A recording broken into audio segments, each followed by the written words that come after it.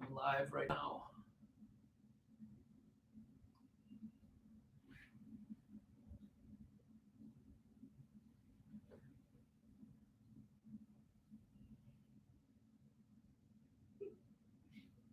All right.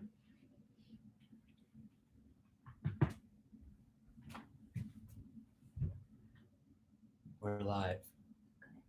It says we're live. Hello.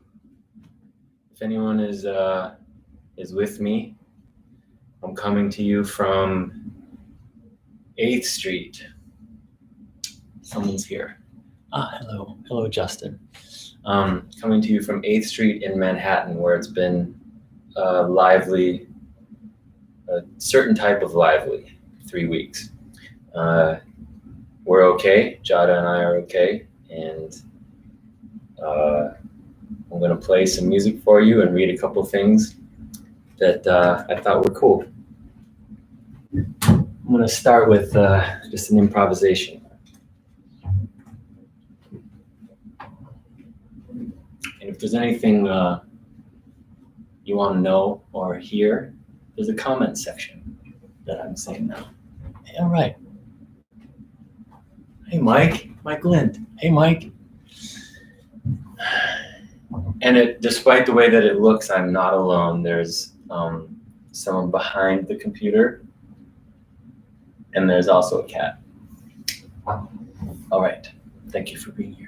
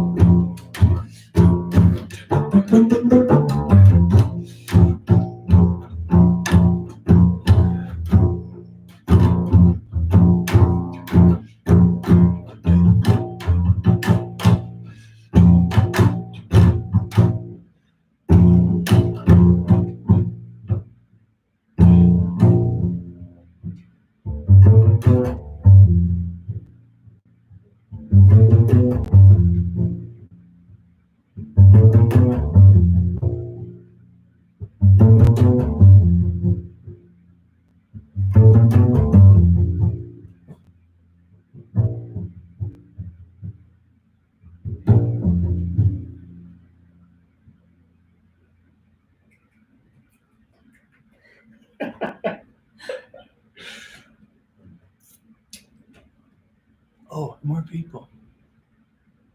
Tim. Oh, Joseph Sheridan. So yeah, that felt fun and really nice to play, knowing that some people are watching. I want to play a song, an old jazz song by Hoagie Carmichael. It's a song that Jim Campolongo taught me, and we play it in his trio. And in all this sort of time to reflect, there's been a very the things that were taken for granted, as cliche as it sounds, the sort of normal things in our lives that are now we're away from. One of the things that I have missed the most is Jim and Josh.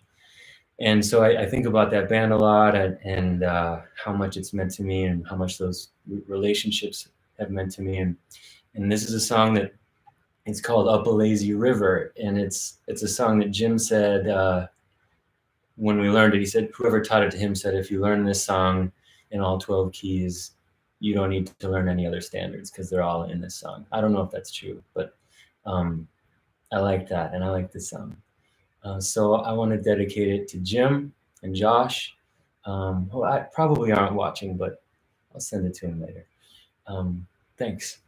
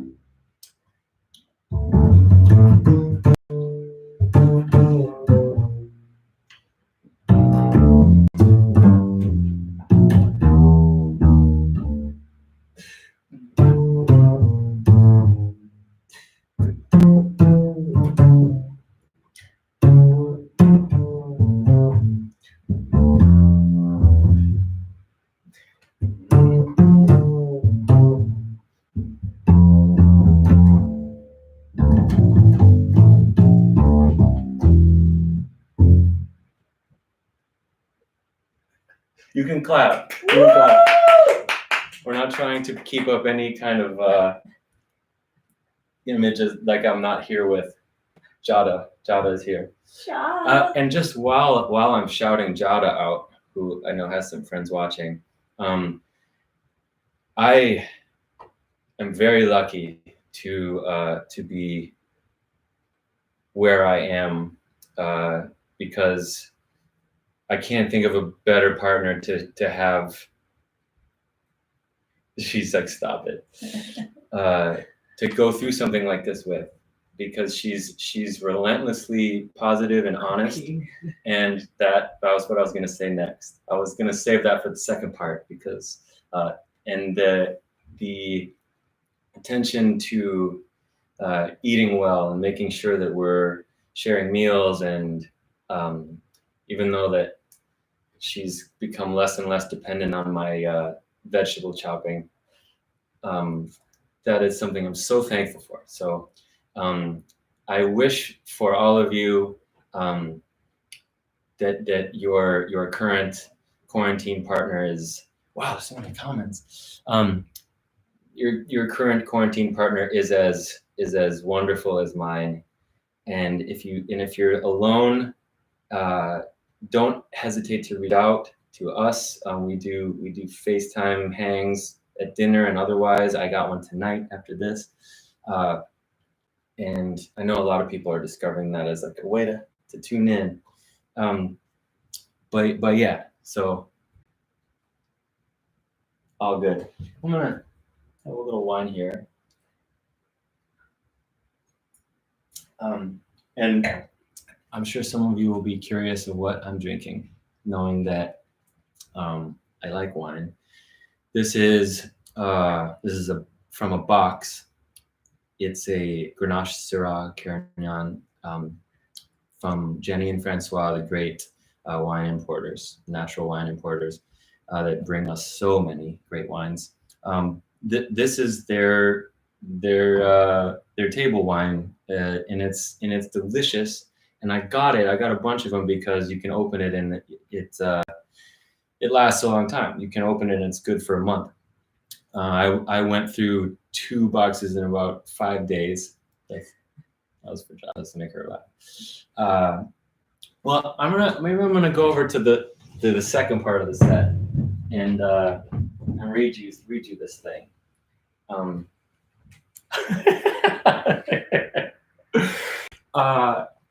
So I was looking for some stuff to read that I felt was appropriate and hit some points that might resonate, and I found a couple things in Rilke's sonnets to Orpheus, and that I was attracted to the sonnets from Orpheus because one of the things that Jada and I are doing a lot of is listening to the cast recording of Hadestown, which is a Broadway musical that swept the Tonys basically, and is written by a friend, Anais Mitchell, who's one of my favorite songwriters in the world. And so I this book caught my eye to look through some things, aside from the fact that Rilke is one of the world's all-time poetic voices.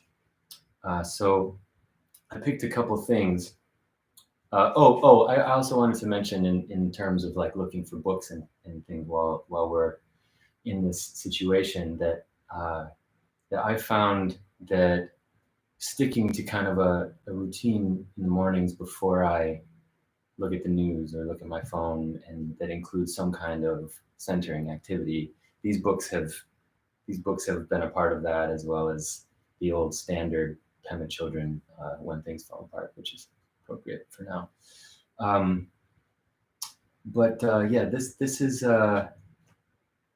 This is Rilke, number 3 in Sonnets to Orpheus.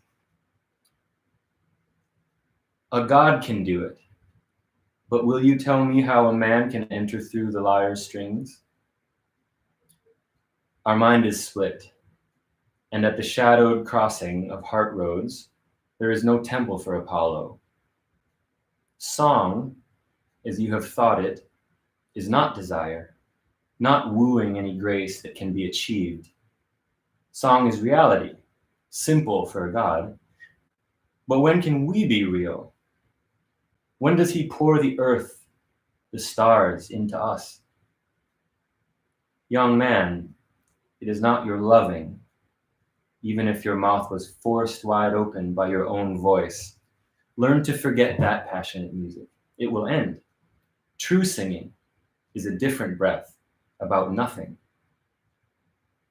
A gust inside the God, a wind. And Sonnet to Orpheus number 4.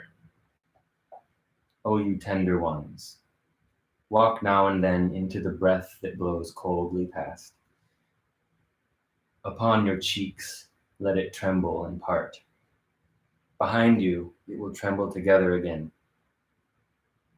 O you blessed ones, you who are whole, you who seem the beginning of hearts, bows for the arrows and arrows' targets. Tear bright, your lips more eternally smile. Don't be afraid to suffer. Return that heaviness to the earth's own weight. Heavy are the mountains, heavy the seas. Even the small trees you planted as children have long since become too heavy, but could not carry them now. But the winds, but the spaces.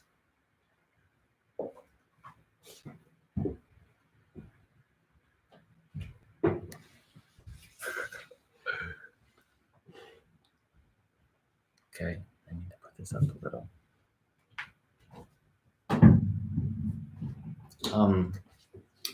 Ciao. It's like a real show. I'm sweating like I'm on stage. Maybe it's the lights that we have set up here. So I'm gonna play some more. Yeah.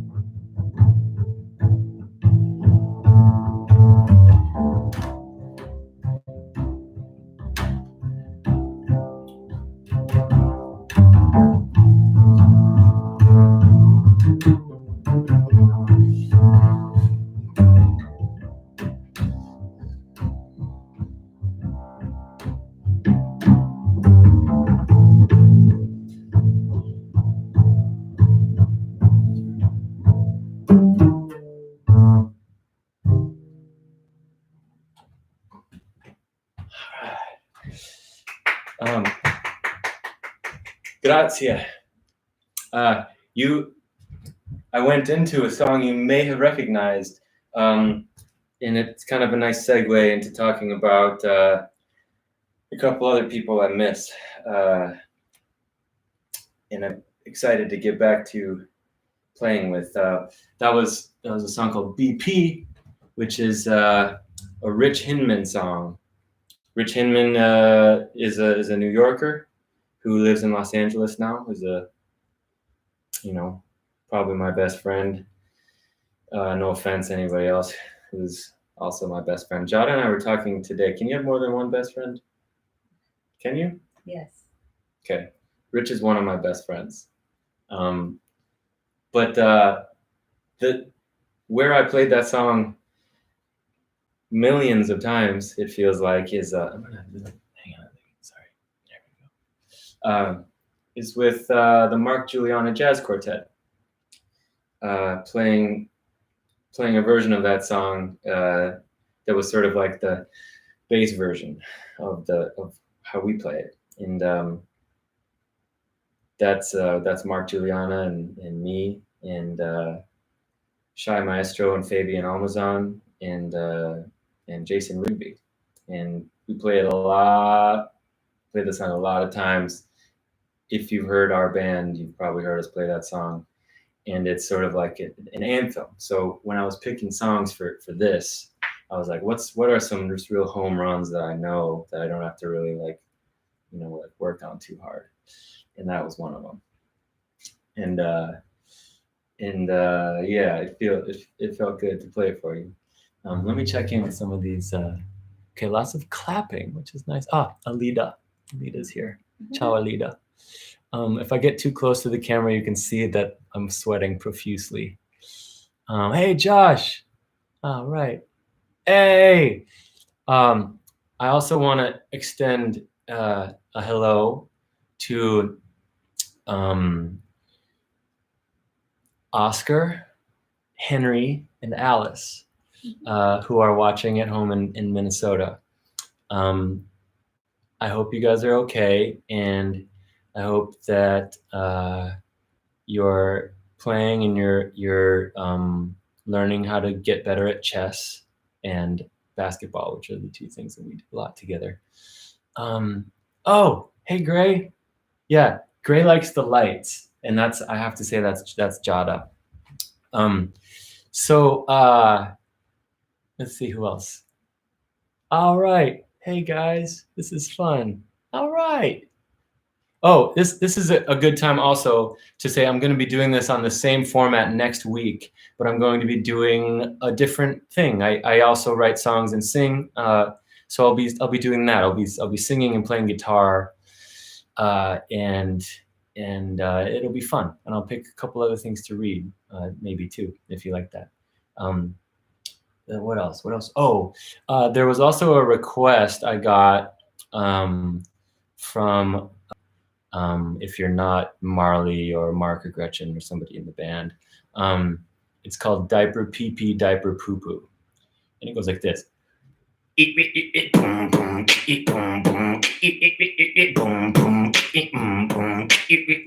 Diaper pee pee, diaper poo poo, and then it goes on for a while. But I hope that counts as fulfilling the request, Marley. Let me know, and if you need it to be longer, I can always revisit it next week with the guitar. Okay, I'm gonna play a quick another standard, a little bit on the nose, but it's called "Alone Together." Right? Get it?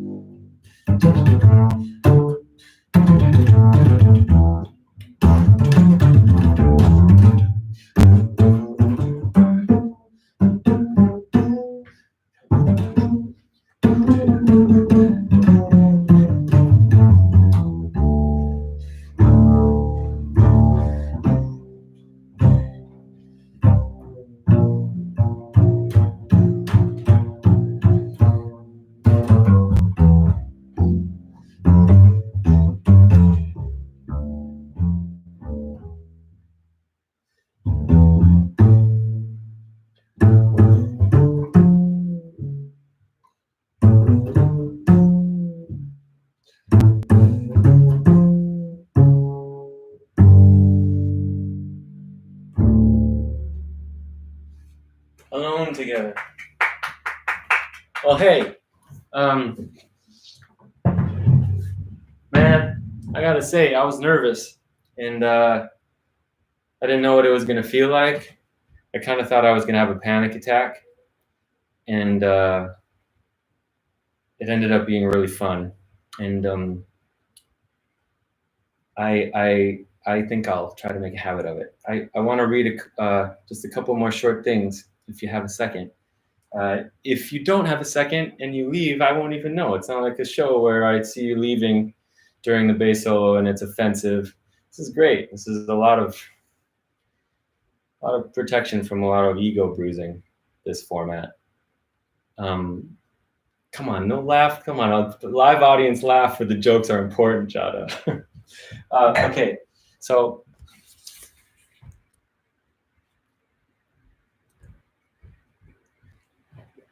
hello. Okay, so I have another poet who I really like.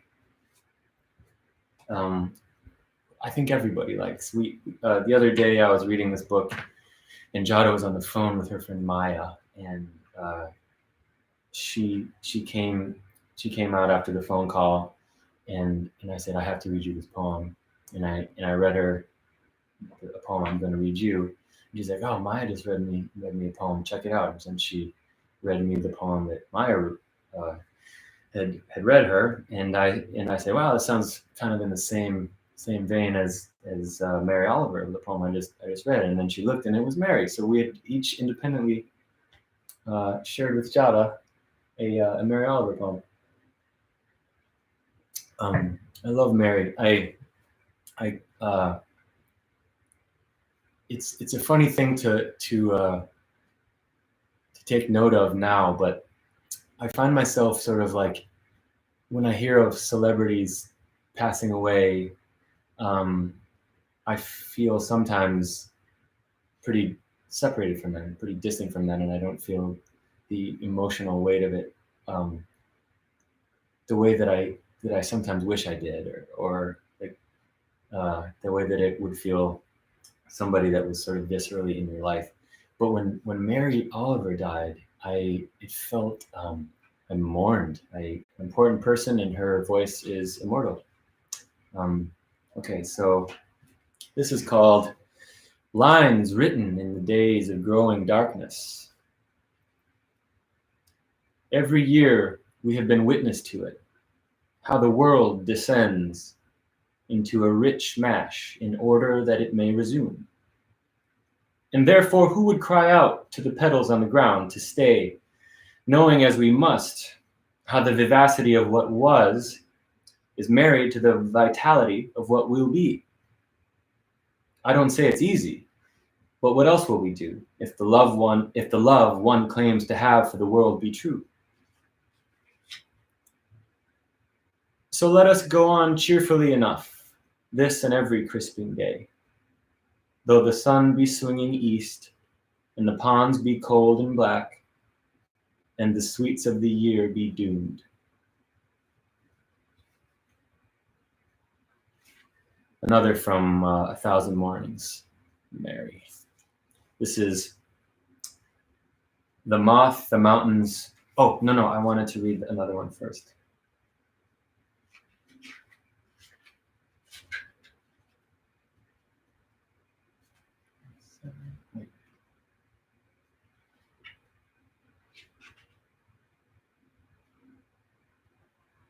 Oh, you know what? I'm just going to read this one. The moth, the mountains, the rivers. Who can guess the luna's sadness, who lives so briefly? Who can guess the impatience of stone longing to be ground down, to be part again of something livelier? Who can imagine in what heaviness the rivers remember their original clarity? Strange questions, yet I have spent worthwhile time with them, and I suggest them to you also, that your spirit grow in curiosity, that your life be richer than it is, that you bow to the earth as you feel how it actually is, that we, so clever, so ambitious and selfish and unrestrained, are only one design of the moving, the vivacious many. Mary. Okay, we've come to the end. Sending love to you all and